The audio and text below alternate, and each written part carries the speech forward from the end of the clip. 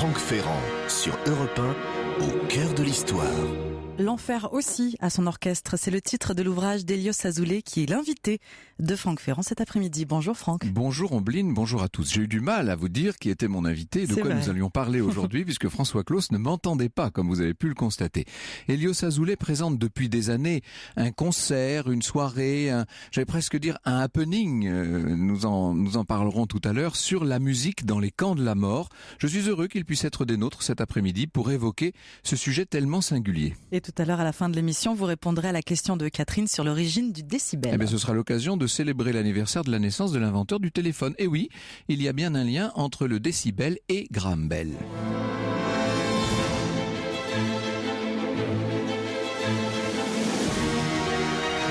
Europe 1, 14h, 15h, au cœur de l'histoire. Franck Ferrand.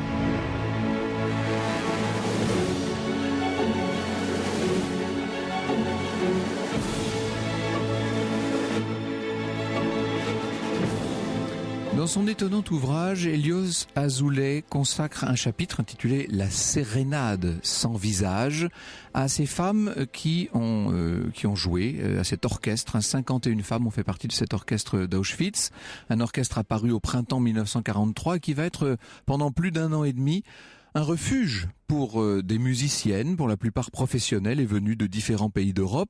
Il s'agit d'un refuge à la fois moral mais aussi matériel, une parenthèse que nous allons chercher à définir ensemble tout à l'heure dans cet univers où la mort est omniprésente. Nous sommes le 22 avril 1943 quand un wagon, un de ces sinistres wagons bondés, arrive à Birkenau et à l'intérieur, toutes sortes de détenus, des femmes, des enfants, des hommes. Vous voyez tout à fait à quoi on a affaire, une sorte de wagon à bestiaux où il y a de la paille répandue sur le plancher. La porte du wagon s'ouvre et les malheureux qui sont épuisés, exténués, sales, pour certains en larmes, descendent avec le peu qu'ils ont eu le droit d'emporter depuis leur arrestation et leur internement. Ils s'accrochent à leurs proches, évidemment. On voit des parents et des enfants qui essaient de rester ensemble. Ils savent que c'est sans doute la dernière fois que cette proximité leur sera permise.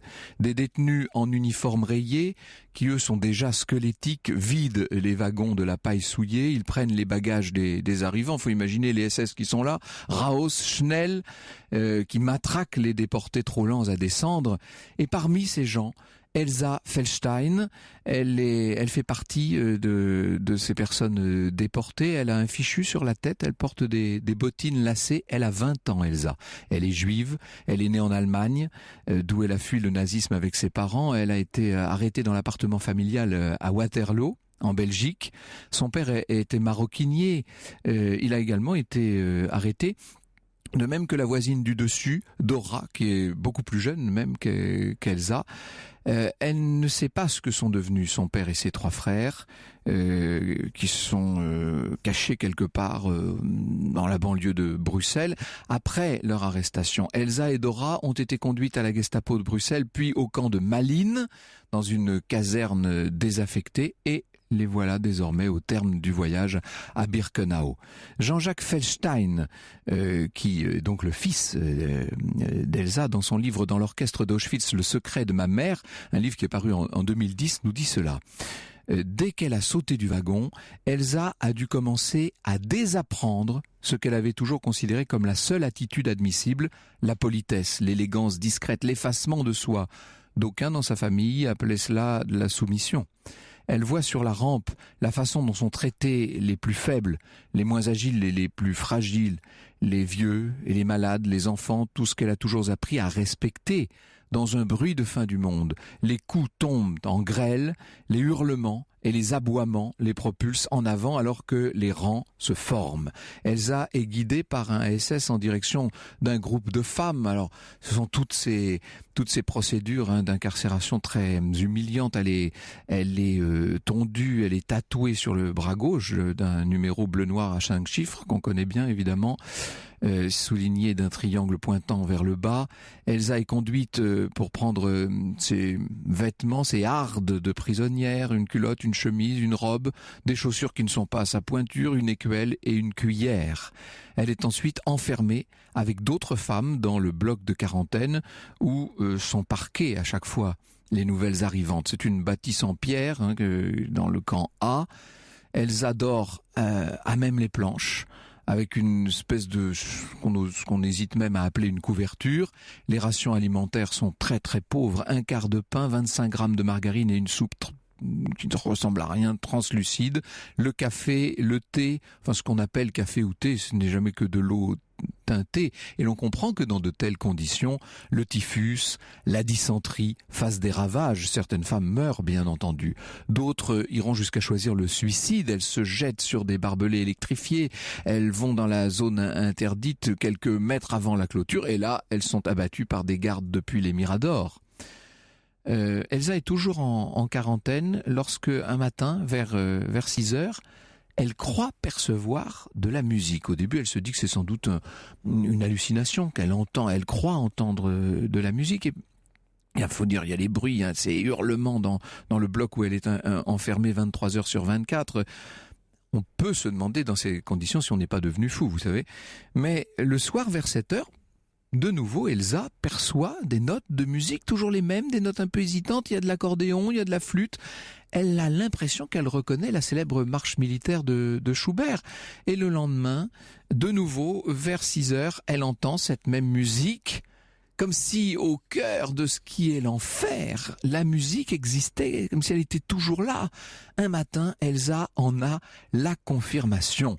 Une femme entre dans ce bloc de quarantaine, où on détient ces nouvelles arrivantes, et elle hurle « Y a-t-il des musiciennes ?» Dans un premier temps, Elsa ne dit rien, elle se joue un petit peu de violon, mais elle n'a pas trop confiance, et puis surtout elle se demande ce que ça cache, ce genre de questions. Il y a une autre détenue, qui est une vague cousine, qui la pousse à s'engager, et finalement, Elsa va se désigner.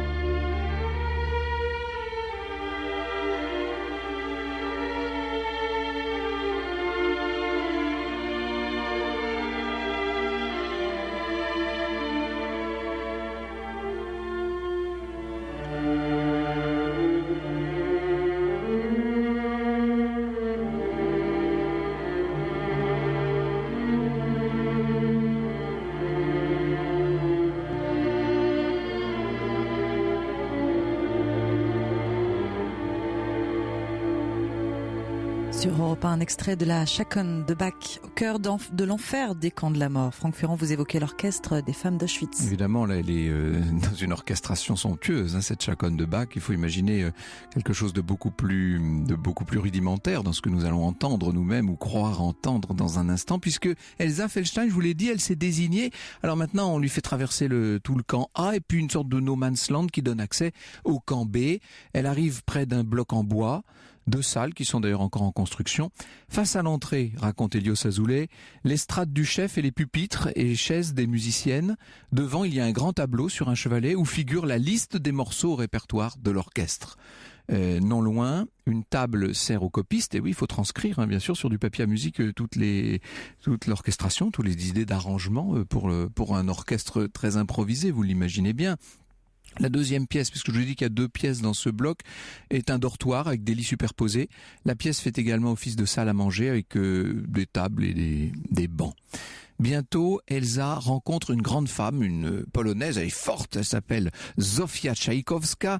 C'est elle, la chef d'orchestre. Elle demande à Elsa son instrument de prédilection pour lui faire passer ce qu'on hésite à appeler une audition. Et Elsa n'est pas très sûre d'elle, mais finalement, elle dit bien sûr qu'elle est violoniste et elle est engagée. Elle viendra désormais tous les matins jouer dans l'orchestre, et puis elle retournera ensuite au bloc du camp A en quarantaine, et une fois passée cette période de quarantaine, elle va pouvoir intégrer définitivement l'orchestre et elle habitera là au bloc. petit à petit, Elsa va progresser au sein de cet étrange orchestre. Elle devient second violon, elle se familiarise évidemment avec les autres membres de l'orchestre, une dizaine de femmes en tout. La plupart sont juives, ce sont souvent d'anciennes professionnelles qui se sont désignées. Elsa apprend beaucoup auprès de Hilde Grünbaum, notamment, qui est une jeune violoniste d'origine allemande qui a reçu une excellente formation musicale. Et parmi les autres musiciennes, il y a deux sœurs grecques, Yvette Assael, qui est à la contrebasse, et sa sœur Lily Assael, qui est une des accordéonistes du camp. Vous vous rappelez qu'au tout début, ce sont les notes de l'accordéon qu'avait perçu Elsa au milieu de ce qui paraissait un improbable capharnaüm. 3 femmes jouent de la flûte à bec, 4 de la guitare. Le moins qu'on puisse dire, c'est que c'est une formation d'un genre très particulier. Pas du tout orthodoxe, bien entendu. Et puis il y a des chanteuses, bien sûr. La doyenne s'appelle Madame Kroner, elle est la plus expérimentée. Elle jouait, elle, autrefois de la flûte traversière dans un orchestre philharmonique, figurez-vous. Sa sœur, Maria, est violoncelliste. Elle va mourir du typhus quelques mois plus tard. Il y a aussi une pianiste, et puis plus tard, il y aura une percussionniste. Est-ce que je dois dire une percussionniste ou une batteuse d'ailleurs? Enfin, on en parlera tout à l'heure. Il y a des polonaises, des hongroises, des ukrainiennes, des grecques, des françaises, des belges, des allemandes, une russe, une tchèque. L'orchestre, alors au fil du temps, bien entendu, l'orchestre est une addition de nationalités, de langues, de façon de jouer aussi, bien entendu. Tous les matins, tous les soirs, l'orchestre joue des marches au portail pour le départ et pour le retour des commandos. L'orchestre fait également office, est-ce qu'on ose dire ça, de jukebox, c'est-à-dire que vous avez à n'importe quel moment parmi les gardiens, parmi les bourreaux d'Auschwitz, des gens qui peuvent faire irruption dans le bloc et qui demandent le programme, qui cochent 2 ou 3 pièces de musique pour les écouter avant de retourner à leur lugubre tâche. Les gardiennes du camp ont l'air quand même... Est-ce qu'on peut dire attendri par la musique? Néanmoins, une fois le récital terminé, à chaque fois, elles repartent, elles aussi, à leur besogne. En août 1943, Elsa se rend au bloc de quarantaine. Elle vient d'entendre qu'un nouveau convoi est arrivé. Alors elle entre à son tour dans le bloc où les femmes sont là, s'entasser dans la puanteur, dans l'extrême misère. Elle se rend compte du privilège dont elle dispose, puisqu'elle a un lit individuel. Elle a de la soupe chaude, une couverture molletonnée. Elle a son uniforme de l'orchestre, c'est-à-dire une jupe plissée bleue, un corsage blanc et un fichu de coton blanc. Elsa donc se dirige vers une jeune femme de 16 ans, qui est blonde avec de grands yeux bleus. Elle s'appelle Hélène Virnik. Avant d'arriver à Birkenau, elle vivait avec son frère Léon. Elle vivait donc en Belgique, à Bruxelles. Comme Elsa, elle a connu le camp de transit de Malines et le wagon plombé à destination d'Auschwitz sous une chaleur écrasante. Or, cette Hélène joue du violon depuis 5 ans. Elsa lui propose de passer une audition. Il y a ce trajet qui est toujours le même entre le bloc A et le bloc de l'orchestre. Comme la plupart des détenus, Hélène parcourt la centaine de mètres pieds nus, parce que lorsque les détenus sont placés en quarantaine, les SS ne jugent pas nécessaire de leur donner des chaussures. On sait d'ailleurs qu'un certain nombre d'entre elles meurent assez vite. Et comme Elsa, quelques mois plus tôt, Hélène va donc passer une audition. Et c'est là qu'elle va jouer justement, mais alors tout à fait en solo, bien sûr, sur ce violon qu'on lui confie. Elle va jouer cette chaconne de Bach que vous avez entendue il y a quelques minutes. Vous êtes au cœur de l'histoire jusqu'à 15h sur Europe 1 et n'hésitez pas à réagir tout au long de l'émission, à poser vos questions à Franck Ferrand par mail europe1.fr, via Twitter, celui de Franck Ferrand ou hashtag ACDH, ou bien sur la page Facebook de l'émission. On vous retrouve dans un instant, Franck Ferrand, pour la suite de votre récit sur cet orchestre de femmes créé dans le camp de concentration d'Auschwitz-Birkenau.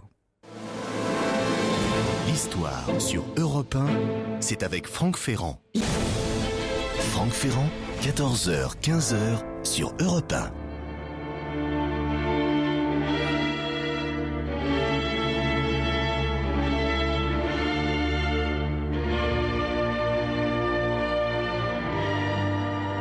Les musiciennes toutes présentes autour d'Hélène, cette jeune femme qui est en train de passer donc une audition pour cet orchestre de Birkenau.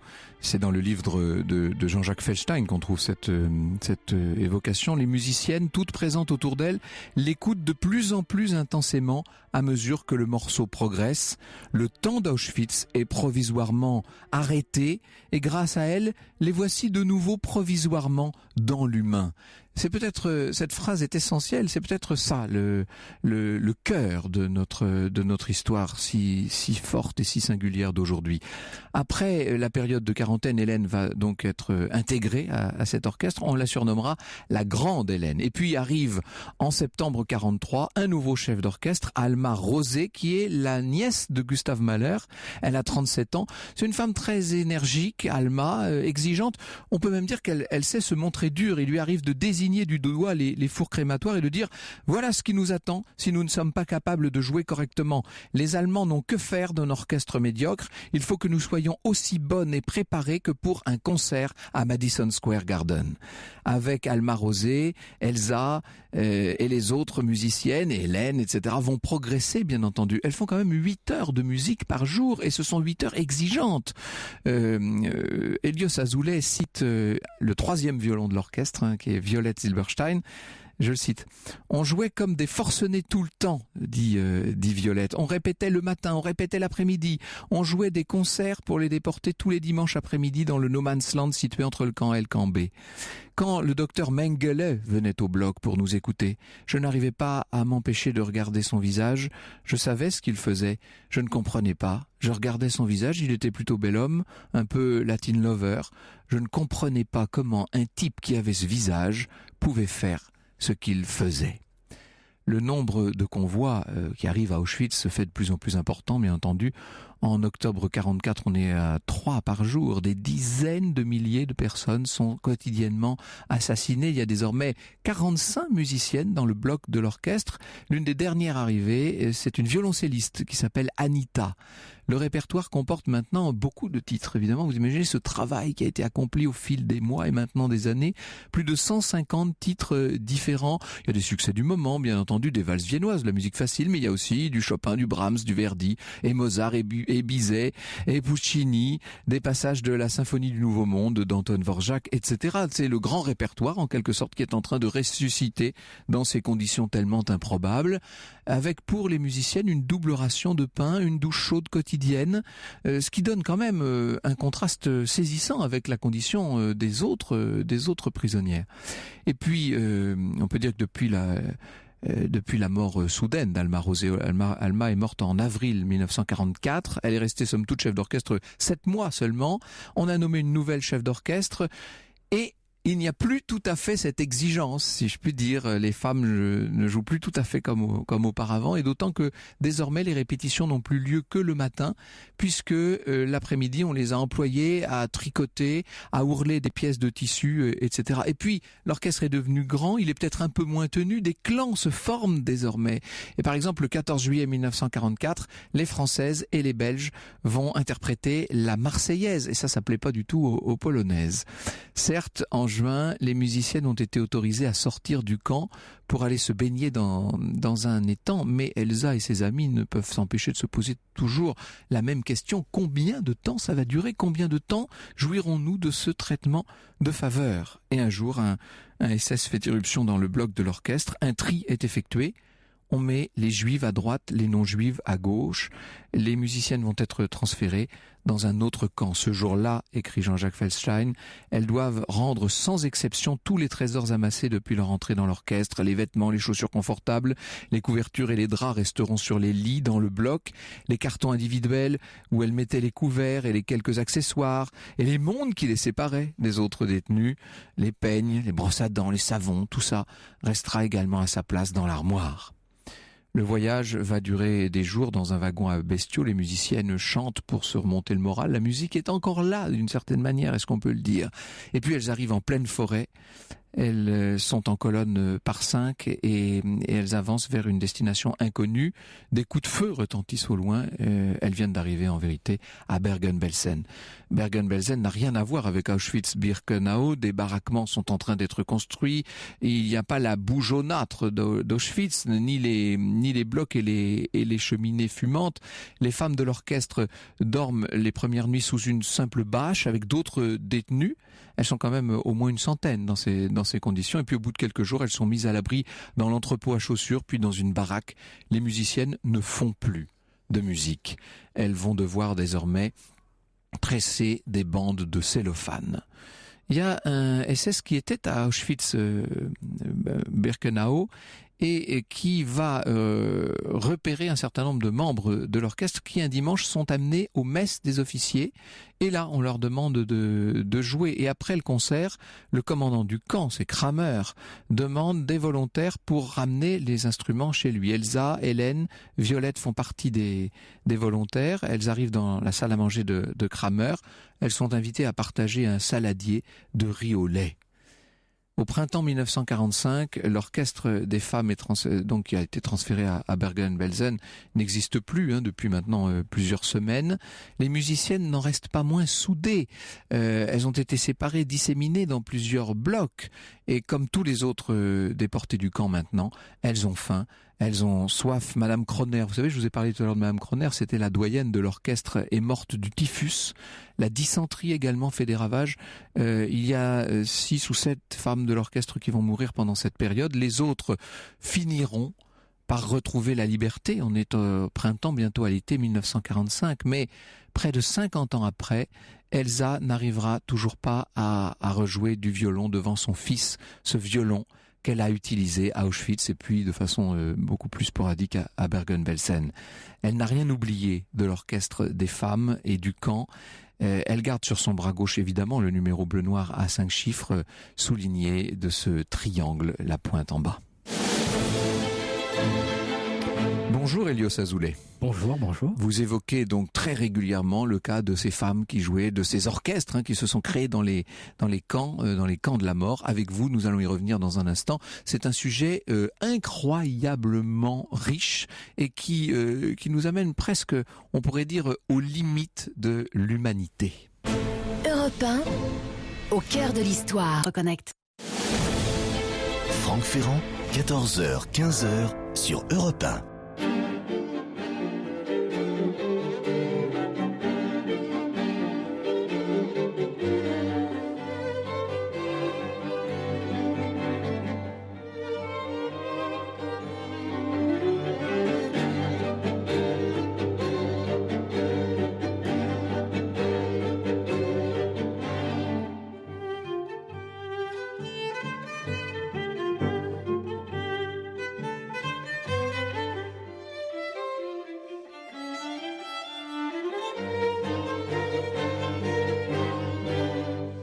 Un extrait de 3 pièces faciles pour quatuor à cordes d'Émile Gouet. Dans le camp nazi d'Auschwitz, vous évoquez Franck Ferrand, ces musiciennes déportées devenues membres d'un orchestre de femmes. Vous en parlez avec vous, le compositeur, clarinettiste, écrivain Elios Azoulay, directeur musical de l'ensemble de musique incidentale.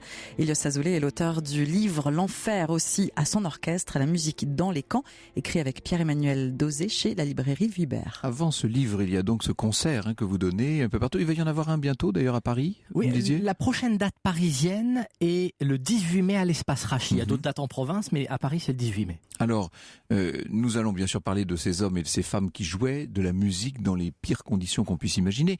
Revenons, si vous voulez, d'un mot sur cet orchestre de femmes d'Auschwitz. Vous avez connu l'une d'elles, cette Violette Silberstein dont je parlais tout à l'heure, qui est devenue Madame Jacquet par la suite. Absolument. C'était une femme délicieuse et qui a eu une espèce de grâce sublime qui s'appelle l'humour. Et vous savez, elle a décidé un jour où elle s'est retrouvée en train de pleurer sur le chalit, puisqu'elle avait perdu tout le monde. Elle pleurait. Naturellement, elle pleurait. Et autour d'elle, on est venu la voir, on lui dit « Non, écoute, tu n'as pas le droit de pleurer comme ça. Tu n'as pas le droit. Nous aussi, on a perdu des gens. Nous aussi, nous souffrons. Tu ne peux pas pleurer. Tes larmes sont trop difficiles pour nous. » Et à ce moment-là, elle a décidé de devenir, c'est elle qui me l'a dit, n'est-ce pas ? Elle a décidé de devenir le pitre, la clown de l'orchestre. Et moi, je trouve que c'est sublime parce que, dans le fond, je trouve que c'est riche de sagesse et d'enseignement. Si on savait où naissent les clowns, on les prendrait plus au sérieux, n'est-ce pas? Et cet humour-là, c'est de quel désespoir naissent-ils parfois? Et ben voilà, au cœur d'Auschwitz, il y a aussi la possibilité de convoquer le rire comme ultime résistance possible. J'ai parlé d'Alma Rosé, c'est une figure très très ambivalente et très extraordinaire puisque elle se montre dure pour sauver ses compagnes en fait. C'est étonnant. Tout à fait. C'est-à-dire que même au sein de l'orchestre, j'allais dire, elle est très controversée, son personnage. Bien sûr. Violette m'en parlait comme véritablement d'une femme qui lui a sauvé la vie à plusieurs reprises. Mais si vous en parlez à la violoncelliste qui est encore vivante, Anita Lasker, qui vit à Londres, elle en parle avec beaucoup plus de sévérité. Je crois que naturellement, et vous l'avez très bien exprimé tout à l'heure, elle était elle-même dans l'obligation de nourrir le cauchemar qu'elle vivait et de le nourrir avec une espèce d'exigence absolue de manière à ce que la musique soit encore plus forte que la mort qui était promise évidemment à toutes ces femmes. Alors là, c'est un cas particulier puisqu'il s'agit d'un orchestre de femmes. Tout à fait. C'est une exception dans l'exception, si je puis dire. Bien sûr, dans tous les camps, il y a des orchestres, que ce soit d'ailleurs les camps de prisonniers, les camps d'extermination, oui, bien sûr, parce que là nous parlons des camps de la mort, mais il y en a partout, y compris dans les simples camps de prisonniers, comme vous dites, ou d'officiers, etc. Oui. Tout à fait. La musique a été toujours, comment dirais-je, la présence obligatoire et le signe du triomphe pervers des nazis sur ceux qu'ils voulaient éliminer. Et alors, expliquez-nous ça, justement, parce que c'est une notion très complexe, ça. C'est-à-dire qu'en fait, bon, bien sûr qu'on est en Allemagne, ou en tout cas dans des camps allemands, c'est-à-dire qu'on sait le lien qu'entretient la culture germanique avec la musique, bien entendu, et les nazis eux-mêmes, puisque la musique joue un rôle essentiel dans l'histoire du régime. Tout à fait. Mais écoutez, si je peux me permettre de parler tout à fait franchement et de retourner la pierre d'un lieu commun, vous allez voir que sous la pierre, la terre est beaucoup plus fertile. On a tendance à penser très simplement, et beaucoup de mauvais écrivains s'en font les porte-paroles, que les nazis étaient naturellement des amis des arts et parce qu'il suffit de dire qu'on aime Wagner et qu'on aime Beethoven, etc. Bon, moi je crois qu'il y a quelque chose, et je vais être obligé d'employer des termes durs, mais on me pardonnera, je ne vois pas pourquoi je parlerai modérément de ces gens-là. Je crois qu'il y a chez tous les salopards, comme Mengele, comme Adolf Hitler, chez tous ces gens-là, voilà, oui, absolument, je crois qu'il y a naturellement quelque chose qu'ils savent au fond d'eux-mêmes, c'est que la poésie leur est confisquée à jamais. Et que cet amour qu'ils prétendent tant, j'aime la musique, c'est tellement facile de dire j'aime la musique, mais complètement, c'est même une manière finalement, comme le dit d'ailleurs mon co-auteur Pierre-Emmanuel Doza, il dit les nazis n'aiment pas la musique, ils comptent les notes. Et je crois qu'il a tout à fait raison dans ce qu'il exprime. Il faut arrêter d'imaginer qu'ils aiment... Parce que, attendez, combien de musiciens sublimes ils ont mis dans les fours, dans les chambres? Combien de musiciens extraordinaires, interprètes, compositeurs, combien? Bon, écoutez, moi je veux bien qu'on dise qu'ils aiment la musique, mais pas du tout. La musique, c'est juste un emploi tout à fait pragmatique qui vient même illustrer, et j'en aurais terminé, enfin, ça pourrait le faire de commencer, mais qui illustrerait parfaitement cette phrase de Tolstoï qui dit « Là où on veut des esclaves, il faut avoir le plus de musique possible ». Et je crois que c'est-à-dire le système nazi, Hitler, Eichmann, tous ces gens-là, ils ont compris ça mieux que personne. Alors, ce qui rend ce sujet tellement complexe et fascinant à la fois, c'est que on voit, grâce à ce que vous venez de dire et d'expliciter dans des termes magnifiques, qu'il s'agit de l'extrême perversité. On est dans la perversion de tout, là. Complètement. Et en même temps, c'est une voie de sauvetage pour certains. C'est ça. Alors c'est ça, il y a, vous savez, à la fois la musique est convoquée dans les moments où elle peut vous sauver la vie, et à la fois elle est convoquée dans les moments les plus effrayants, jusque dans la chambre à gaz, jusqu'à ce que la porte se referme. Si vous permettez, je vais vous raconter une toute petite anecdote qui illustrera mieux que n'importe quel autre ce monde renversé, comme le dit Primo Levi. Enfin, il disait le négatif du monde. Moi, je prends la formule et j'ai dit que le monde est renversé. À Treblinka, donc qui était un camp d'extermination absolument effrayant, il y a un homme qui s'appelle Aaron Libeskind, ce qui veut dire l'enfant chéri, l'enfant aimé, n'est-ce pas? Devant lui, il tombe du wagon, si je puis dire, avec sa femme et son fils de 3 ans, et devant lui, on tue son fils de 3 ans, et ensuite on tue sa femme, sous ses yeux, comme ça. Et par je ne sais quel... Je ne sais pas, là pour le coup il n'y a pas de mots, c'est pas un miracle, c'est pas un hasard, je ne sais pas ce que c'est. Bon, en tout cas, il obtient la permission de garder avec lui son fils dans ses bras toute la nuit. Et toute la nuit, cet homme-là, je le raconte dans le livre, chante et improvise une petite berceuse pour son fils mort. Et il était persuadé, le lendemain matin, que son fils se serait réveillé. Ce que je veux dire, c'est que les camps de concentration, ce sont les seuls endroits du monde qui aient jamais existé où vous chantez une berceuse à un enfant mort pour qu'ils se réveillent. C'est le seul endroit où les berceuses, elles sont faites pour réveiller. C'est en ce sens-là que Primo Levi, quand il dit que Auschwitz est un négatif du monde, et quand je dis que c'est un monde renversé, voilà, on est complètement... Et je veux dire, la passion, moi, qui m'anime et qui est, je l'espère, perceptible à la fois dans ma parole, oui, je confirme. mais également dans le livre, c'est que je crois que plus je travaille sur ces musiques-là depuis bientôt 10 ans, plus à chaque fois que j'arrive à conclure quelque chose, je tombe sur une question encore plus fondamentale. Et je ne tombe que sur des questions. Oui, et ça, à mon avis, c'est génial. Il y a quelque chose du parcours initiatique et philosophique dans cette démarche. Alors, au départ, ce n'est pas un livre que vous avez fait. Vous avez exhumé en quelque sorte des instants musicaux que vous jouez en fait. Expliquez ça aux auditeurs. Moi, vous savez, je suis compositeur et le hasard a fait qu'un jour, je suis tombé sur une petite berceuse qu'on m'a fait entendre, et je l'ai trouvée naturellement belle, mais curieusement gorgée, si je puis dire, n'est-ce pas? Et je me suis dit, mais où est-ce que c'est composé ce truc-là? Enfin, qui a fait ça? Et puis on m'a dit, bah voilà, c'est une femme qui s'appelle Ilse Weber, dans le camp de Thérésine, qui était infirmière dans le camp pour les enfants. Nous avions l'occasion d'en parler à ce même micro il y a plusieurs années. D'accord, oui. Voilà, exactement. Et alors, mais extraordinaire. Et là, mais bon sang, cher Franck Ferrand, mais quelle densité incroyable. Et là, si je puis dire, l'espèce d'anarchisme qui est le mien, naturellement, posté sur tous les paramètres de l'existence, j'avais le sentiment qu'il n'y avait pas d'hiérarchie possible en musique. Moi, ce qu'on appelle la grande musique, enfin, je comprenais pas la grande musique, enfin, musique classique, même, je trouve que c'est un terme vraiment vulgaire pour ce qu'il exprime d'anti-modernité. Tous les grands compositeurs sont des modernes absolus. Bon, ce que je voulais dire, c'est que je me suis rendu compte que dans ces camps-là, que ce soit le quatuor à cordes qu'on a entendu tout à l'heure, la petite berceuse d'Aaron Libeskind ou celle d'Ilse Weber, ou toutes les autres œuvres, elles possèdent toute la même densité. Il n'y a pas de hiérarchie possible. On peut pas dire j'aime pas. Ces œuvres-là, elles vous rentrent dans la peau et en fait, elles ne vous quittent plus. C'est pour ça que c'est impossible de s'arrêter. On écoute la berceuse Bila Sobieraz Elżunia. Była sobie raz Elżunia, pozostała sama, bo jej tatuś na Majdanku w hoszie czymił mama. Była sobie raz Elżunia, pozostała sama, bo jej tatuś na Majdanku w hoszie czymił mama.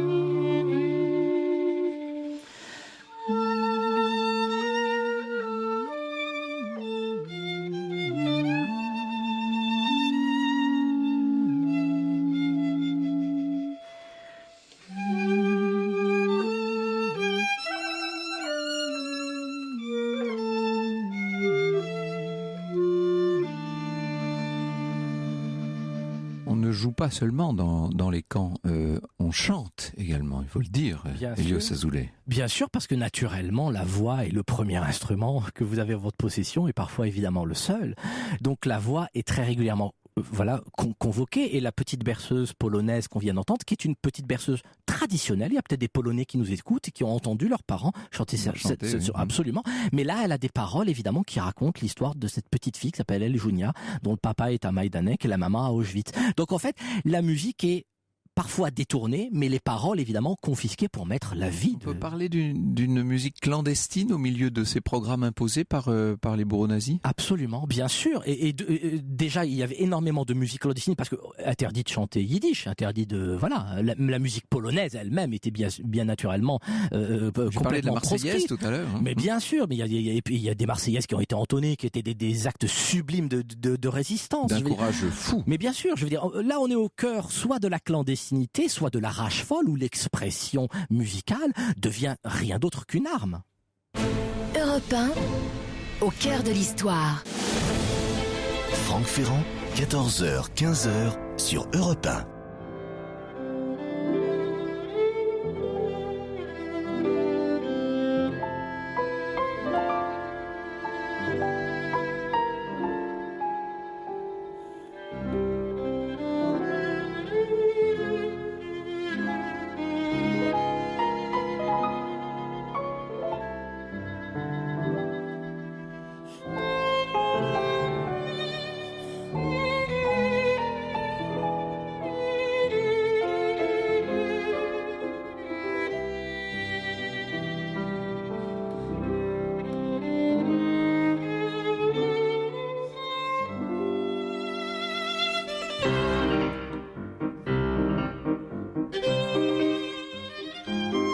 Sur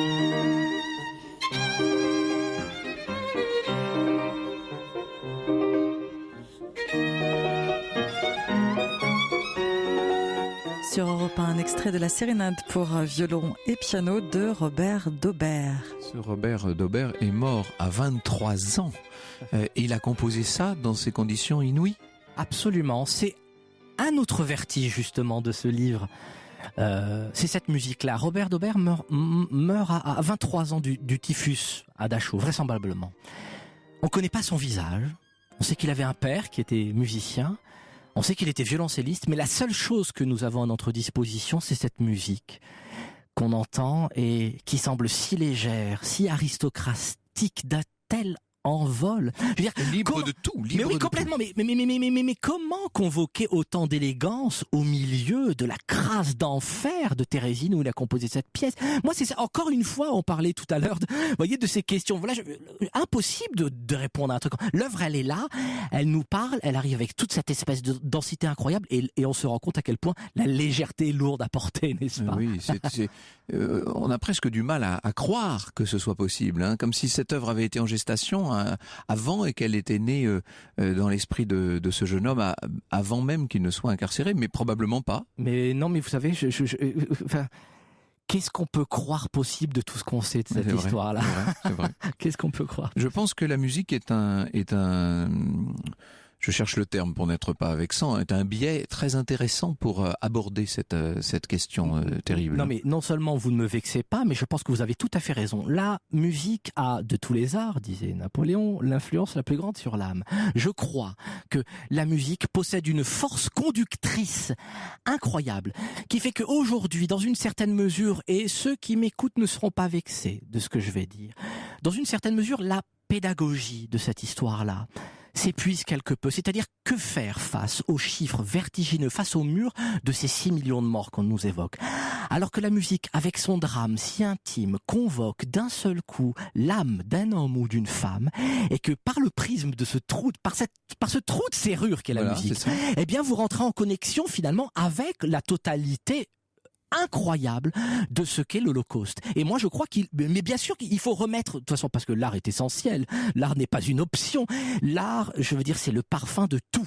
Voilà. Et c'est le parfum avec tout son malaise quand on écoute ces musiques. Et ce sont toutes les musiques. Vous parliez de grandes ou petites tout à l'heure. Il y a même eu du jazz. Ça, bien faut sûr. le dire. C'est absolument. Étonnant. Je raconte cette histoire qui est très peu connue. Enfin, déjà, par exemple, à Thérésine dont on parlait tout à l'heure, il y avait un orchestre de jazz qui s'appelait les Ghetto Swingers. Le nom pourrait faire rire, mais c'est quand même effrayant. Mais je raconte cette histoire de Johnny and Jones, qui sont deux musiciens qui étaient dans le camp de Westerbork. Oui. Non, Westerbork, qui était là où étaient, vous savez, Anne Frank et Etty Hillesum. Et le commandant du camp avait décidé de faire une espèce de grand cabaret, n'est-ce pas? Et alors on faisait des comédies musicales, des machins. Et ces deux musiciens, donc, avaient eu une permission de 24 heures sous escorte pour aller enregistrer 6 titres. Nous possédons, mais c'est dingue, on possède 6 titres de 2 musiciens de jazz. Et encore une autre question, si vous permettez, auquel c'est impossible de répondre. Moi, quand j'écoute ces musiques-là de jazz si légères, eh ben, je tape du pied. Et à chaque fois que j'écoute ça, je me dis, Hélios, est-ce que c'est bien de taper du pied? Est-ce que cette musique, voilà, non, mais c'est vrai, impossible de savoir, parce que, évidemment, ils sont morts après, les pauvres hommes. Parce qu'il n'y a pas eu de survivants, là, en fait. Non, pas du tout. Et n'empêche que la musique, eh bien, elle nous fait taper du pied. Ben, peut-être que taper du pied, c'est pas mal, et peut-être que c'est terrible. C'est impossible de savoir réellement. Oui, c'est encore une autre question que se posait cette musicienne tout à l'heure, si je puis dire, hein, qui était dans cet orchestre à Birkenau et qui observait Mengele pendant qu'elle était en train de jouer. Et tout à fait. Et il avait l'air de se laisser pénétrer par la douceur de la musique. Alors encore une fois, on revient à ce que vous disiez tout à l'heure. Il avait l'air. Complètement, il avait l'air. Vous savez, il a même demandé ce morceau si sublime de Robert Schumann qui s'appelle La Rêverie. Vous savez, merveille absolument. Merveille, c'est l'enfance totalement. Alors que ce type qui collectionne les jumeaux, qui torture les bébés et qui réclame ce truc-là. Non. Pour moi, l'amour, c'est une exigence. Je veux dire que ou alors, c'est qu'on fait ses poubelles en faisant l'amour. Et peut-être que Mengele faisait ses poubelles en parlant d'amour. Notre amie Patricia Bouchenaud-Deschamps, qui d'habitude vient nous parler ici de Le Nôtre et du Grand Siècle, me signale un autre petit livre exceptionnel, dit-elle, une opérette à Ravensbrück, mise en œuvre par Germaine Tillon au cours de l'hiver 44-45 et publiée il y a quelques années. Patricia nous dit que c'est ce qui lui a fait découvrir ce thème de la musique dans les camps. Le Verfügbar aux Enfers a été joué au Théâtre du Châtelet en 2007 pour le centenaire de Germaine Tillon, mais aussi à Ravensbrück en 2010. Oui, tout à fait. Dans le disque qui accompagne le livre, il y a cette petite berceuse d'Au clair de la lune que tout le monde va reconnaître, et je vais vous chanter les paroles de Germaine Tillon. C'est Notre sexe à pile était réputé. Aujourd'hui sa pile est bien déchargée. Mon ampoule est morte, je n'ai plus de feu. Et là le chœur qui chante Ouvrez-nous la porte pour l'amour de Dieu. C'est incroyable. Non, mais moi c'est un abîme sur Au clair de la lune. Je ne pense pas avoir jamais vu la régie aussi tétanisée qu'aujourd'hui, Elios Azoulay. Vous nous parlez de choses extraordinaires et vous voulez faire revivre. Alors ça, il faut parler de Jeanne d'Arc. Il faut parler de cet opéra. Oui, alors là, écoutez, là, je veux dire que nous avons tous ceux qui m'écoutent et tous ceux qui sont ici dans le studio naturellement, la possibilité de faire revivre une Jeanne d'Arc impensable. Dans le camp de Térésine, un homme, Victor Ullmann, qui mourra assassiné parce que juif dans une chambre à gaz à Auschwitz, quelques mois avant de mourir, écrit le livret d'un opéra, La vie de Jeanne d'Arc. La vie de Jeanne d'Arc, 2 actes en vers rimés qui n'avaient jamais été traduits, jamais publiés, c'est totalement inédit, et le livret est complet, mais 2 pages de musique simplement, puisque le silence au bout de la musique signifie le départ vers l'Est de Victor Ullmann et donc sa mort. J'ai lancé ce qu'on appelle tout simplement un financement participatif. Oui, mais c'est bien. Voilà, mais c'est génial même. c'est un truc qui s'appelle Jeanne d'Arc sauvée des cendres. Vous tapez ça, c'est un site qui se banque. Bon, enfin, Jeanne d'Arc sauvée des cendres. Écoutez, vous avez cette phrase de Guitry qui dit en substance, hein, après une œuvre de Mozart, le silence qui suit est encore de Mozart. Eh bien, quand vous entendrez sur le disque les 2 pages d'Ullmann et le silence, vous vous direz que c'est pas le silence d'Ullmann. Et mon but est de recréer l'œuvre. C'est-à-dire, et pour moi, Mais comment ? Eh bien, c'est-à-dire que je vais prendre ces 2 pages de musique et ce seront, si je puis dire, ces 2 pages, le réservoir de ma propre création musicale. Il s'agit finalement moins d'une résurrection que d'une recréation. Et moi, je crois, comment ne pas entendre aujourd'hui les résonances contemporaines tellement dingues d'un Jeanne d'Arc écrite par un juif dans un camp de concentration à une époque aujourd'hui où d'ailleurs Jeanne d'Arc a été très largement confisquée par une certaine partie des gens et de la politique. Comment ne pas entendre qu'aujourd'hui il y a dans cette Jeanne d'Arc finalement presque juive, on pourrait dire, même si le livret c'est pas une Jeanne d'Arc, c'est pas une Jeanne d'Arc yiddish, hein, voilà. Mais ce que je veux dire c'est que comment ne pas avoir une espèce de force de résurrection, de réconciliation incroyable. Moi, je crois qu'il y a un très grand truc à faire, et je dois vous avouer que je trouve que la vertu de ces financements participatifs, c'est de nous mettre tous, justement, précisément, pardonnez-moi de reprendre le titre de votre émission, au cœur de l'histoire, avec la possibilité, pour le coup, de faire battre le cœur de cette histoire, et enfin de devenir les commanditaires de cette résurrection. Et moi, je trouve ça incroyable. Donc, il faut m'aider. Si on va sur un moteur de recherche et qu'on tape Jeanne d'Arc sauvée des cendres, on va vous trouver. Hein. Ah, vous me trouverez, il n'y en a pas beaucoup qui ont ça. Et vraiment, on a déjà des gens qui nous suivent, des historiens, des écrivains, enfin, et évidemment, voilà. Il faut vraiment, on a encore 30 jours, ou 32 jours, si ma mémoire est bonne. Et c'est vraiment une grande chose. Et je vais vous dire quelque chose, je crois véritablement. Vous savez, on vit dans une époque, qui est complexe politiquement. Je crois qu'en plus d'être une découverte politique, poétique, artistique et musicale de premier ordre, cette Jeanne d'Arc, je crois que c'est aussi politiquement quelque chose que nous avons à jouer pour récupérer un symbole qui nous a été confisqué. Je peux vous poser une question qui me turlupine depuis un moment, Elios Azoulay. Où trouvez-vous cette énergie, cette joie de vivre, en quelque sorte, presque cet humour pour parler de sujets aussi désolants? Eh bien, je vais vous dire quelque chose. C'est une très bonne question. Je vais vous dire, vous allez rentrer déjà dans le secret de l'écriture de ce livre. Sur les dizaines, centaines de livres de témoignages que j'ai lus, de chaque côté pour que ça tienne sur mon bureau, symboliquement, j'avais mis à gauche toute l'œuvre de Groucho Marx et à droite la Bible de l'humour juif de Marc-Alain Waknin. Je me suis dit, si mes livres, si je dois tenir, c'est grâce à l'humour. Ensuite, je crois qu'il est très important. Si on veut redonner vie, il faut aussi être capable d'en injecter à l'intérieur. Je crois que tous ces pauvres pauvres femmes, ces enfants, enfin tous ces hommes, ces femmes, etc., ne sont pas morts pour rester morts. Et vous voyez, ils sont morts au contraire pour qu'on exalte leur vie, leur souffle de vie. Et c'est la raison pour laquelle moi, cette Jeanne d'Arc me tient tellement aux intestins. C'est qu'il me semble que si nous échouions là-dedans, mais je veux dire, c'est comme d'enterrer 2 fois quelqu'un. Non, écoutez, ces gens-là ont été en vie. Moi, je n'ai pas envie de me présenter à eux ou pour les évoquer de la manière la plus triste et la plus convenue possible. Voilà. Ah ben, le moins qu'on puisse dire est que vous avez parfaitement réussi à ce propos.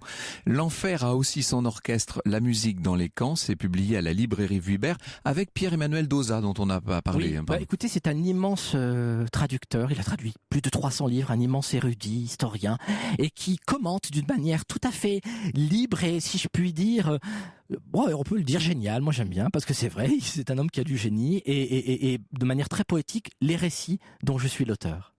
Et on peut vous entendre donc alors à Paris bientôt, au mois de mai. Le 18 mai, le 8 mai à Rouen, le 10 mai à Quevillon, à Orléans le 26 avril, ce soir à Louviers, voilà, etc. Oui, il y a beaucoup de dates. Ceux qui nous écoutent à Louviers dans les environs, j'espère, seront très nombreux à venir ce soir vous écouter, vous suivre, je ne sais même pas comment dire, essayer de grappiller une parcelle de cette extraordinaire énergie qui est la vôtre, Elios Azoulay. Vous savez, c'est véritablement moi... je vais vous dire quelque chose. Quand vous parliez de mon humour, etc. Bon, est-ce qu'on aurait fait confiance à Charlie Chaplin sur son CV quand il a fait Le Dictateur? Est-ce que, je veux dire, que s'il fallait faire confiance qu'à ceux qui se trimballent leur tristesse comme signe de profondeur, on n'aurait pas eu des Chaplin. Et Chaplin, il a été justement ce génie absolu capable de renverser le rire sur ceux qui voulaient lui couper la gorge. Merci beaucoup, Elios Azoulay. Merci à vous. Je cite l'ouvrage de Jean-Jacques Feldstein, Dans l'orchestre d'Auschwitz, Le secret de ma mère, aux éditions Imago en 2010. Merci. Au cœur de l'histoire continue sur Europe 1. Dans un instant, Franck Ferrand vous répondra à la question de Catherine sur les origines du décibel. Europe 1, au cœur de l'histoire. Europe 1, au cœur de l'histoire. Retour aux origines. Et c'est Catherine qui vous interpelle cet après-midi, Franck Ferrand, via le site internet d'Europe 1, europe1.fr. Catherine vous dit, pour mesurer si un son est fort ou non, on mesure souvent en décibels. Cela vient-il d'un monsieur décibel? Non, il n'y a pas de monsieur décibel. Je le dis tout de suite à Catherine, je vous explique. Le décibel donc mesure l'intensité du son, hein. C'est l'unité la plus utilisée en tout cas. 1 décibel vaut 1/10 de bel. Alors les ingénieurs qui ont créé cette échelle ont créé une fonction logarithmique. C'est intéressant de le comprendre, c'est-à-dire que ce n'est pas une échelle linéaire comme pour les longueurs, les masses ou les températures. C'est une échelle logarithmique qui augmente à mesure qu'on progresse. Bon, je ne vais pas entrer dans tous les détails, mais cette échelle de Bell, elle a été créée par des ingénieurs des laboratoires Bell en 1923 et ils ont appelé la mesure du son le Bell par, évidemment, alors ça s'écrit que B-E-L, mais c'est en hommage au célèbre Alexander Graham Bell, B-E-2-L, qui est le fondateur de leur laboratoire et qui était né, entre parenthèses, le 3 mars 1847, c'est-à-dire il y a 169 ans aujourd'hui. J'en parlais ce matin chez Maxime Switek. Il est mort en 1922, ce physicien, qui est considéré par ailleurs comme l'inventeur du téléphone. Alors, il est écossais, les Américains, les Italiens lui disputent la paternité de cette invention, mais enfin ça, c'est comme on dit le matin, une autre histoire.